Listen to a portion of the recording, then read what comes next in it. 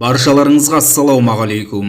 Соңғы жаңалықтарда әлеуметтік желіде тарап кеткен еш заң бұзбаған қарапайым көлік жүргізушілерін түні бойы қамаған полицейлердің заңсыз әрекеттері туралы видео халықтың наразылығын туғызды. Тіпті күндіз қамаса ештеңе емес еді, ал түнде полицейлердің арнайы жорық ұйымдастырып көлік жүргізушілерін құрықтауы адамгершілік пен заңдық әрекетке жатпайды. Көлік жүргізушілерін қолдаған жұрт әлеуметтік желілерге жаппай пікір жазып жатыр. Менттерді шошыту үшін топтасып тұра беріңдер. Полицейлер адамның мойнына отырған арамтамақтар. Үкімет елді жеп жатыр, ал полициялар оларды қорғайды. Жігіттер, қорықпаңдар, олар азғындар деген пікірлер қарша борап кетті.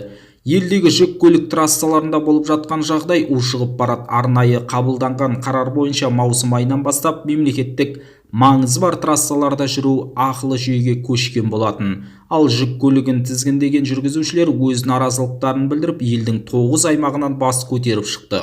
Айтуларына қарағанда сапасы сын көтермейтін шұрық тесік жолдары бар жерлер үшін ақы төлеу астамшылық деп отыр. Ал еліміздің индустрия және инфрақұрылым министрлігін басқарып отырған Бейбіт Атамқұлов мұндай ақылы жолдар шетел мемлекеттерінде бар екендігін алға тартты. Сол арқылы түскен пайдаға әлгі жолдарды жөндеуге мүмкіндік болады деп отыр. Жақсы, министріміздің көзі ашық екен, шетелдің озық үлгісіне еліктейді екен. Дәл сол ақылы жолды енгізген елдердегі экономикалық сондай-ақ халықтың жағдайына қарамады ма екен министріміз? Біз секілді 2 миллион кедей халқына жағдай жасамай отыр ма екен?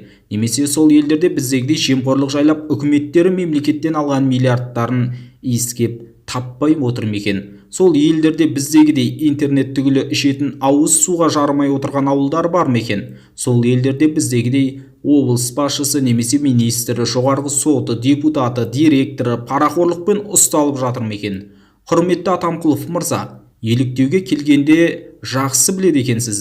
Әуелі мына халықтың жағдайына бір сәт көз салып еліктеп көріңізші. Онсыз да карантин кезінде 42.500 теңгеге әзер күн көріп, енді ғана ептеп тіршілікке бой ұрған шақта қарапайым қара жолды ақылы қылу бассыздық. Бұл ақылы жолдар неге апарады? Көзге ұрып тұрған анық жайттарды қарастырайық. Жол ақысы пайда болады. Артынша сол тасымалдаушылар азық-түлік, сондай-ақ жалпы нарықтағы тауарлардың бағасын қымбат. Елді қымбатшылық жайлап, халық аштыққа ұшырайды. Бір таңғалатыны, бұл үкіметтің қабылдаған заңдары міндетті түрде осы қарапайым халыққа зиянын тигізетіні байқалып келеді. Қарап отырсақ, ақыр соңында зардап шегетін халық болып шығады. Миллиардтап құлқындарыңа құя бергенше сол ақшаларға сапасыз салынған жолдарыңды жөндеңдер. Немесе трасты түгімен жеуді қойып сапалы жол салыңдар. Елдің қалтасына салмақ салмай өздерің ұрттап жалағандарыңды сол трассаға жабыстырыңдар дегіміз келеді. Айтылған пікірге, сондай-ақ ақылы жол мәселесіне деген ашық ойыңызды төмендегі комментарий бөліміне қалдыруды ұмытпаңыз. Каналға жазылып қолдау білдіріңіз.